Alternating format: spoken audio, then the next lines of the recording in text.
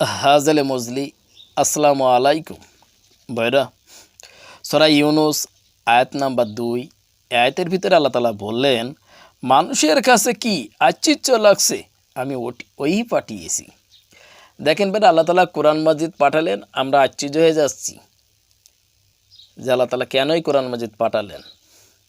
দেখেন ভাইরা, একজন মানুষের সাথে আপনাকে যখন পরিচয় করানো হয় তখন কিন্তু অনেক বিষয় তার সামনে ওঠাতে হয়, এমন একটা বিষয় তার সামনে বলতে হয় যাতে সে বুঝতে পারে।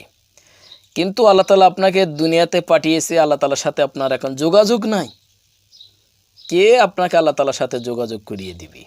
আল্লাহ তাআলা এই কোরআন মাজিদ পাঠিয়েছে, সাথে সাথে আল্লাহ তাআলা নবী এবং রাসূলগণ দুনিয়াতে পাঠিয়েছে। নবী এবং রাসূলগণ এই কোরআনের কথাগুলো সমাজে প্রতিষ্ঠিত করার জন্য আপ্রাণ চেষ্টা করেছে। এই অসহায় বিভ্রান্তি মানুষ যারা ক্ষতিগ্রস্তের মধ্যে পড়ে গেছে, আমল করতে পারে না, বিভ্রান্তির মধ্যে পড়ে গেছে, শয়তানের কাজ করে বেড়ায়, এক কথায় তারা নিজের প্রতি জুলুম করে থাকে। এই বিভ্রান্ত মানুষকে কারা সত্যের পথে আহ্বান করবে? এই জন্য আল্লাহ তাআলা এই কিতাবে এই কোরআন মাজিদ পাঠালেন। সাথে সাথে আল্লাহ তাআলা আবার নবী এবং রাসূলগণ পাঠালেন। এই নবী এবং রাসূলগণ এই দাওয়াতের কাজ চালিয়ে গেছে। নবী এবং রাসূলগণের সাথে যারা ওঠা বসা করেছে, পরবর্তীতে স্টেপে তারা এই দাওয়াতের কাজ চালিয়েছে। তার পথেতে একের পর এক সাহাবী, তাবিনী, লাস্ট পর্যায়ে কামেল মোকামেল মুর্শিদ, যিনি কোরআন এবং হাদিসের আলোকে আছেন, তিনি এই স্টেপ ধরে রেখেছেন। দেখেন ভাইরা, আপনি যখনই সত্যের পথে আশ্রয় নেবেন, আপনার নিকটতম লোক আপনার শত্রু হয়ে যাবে।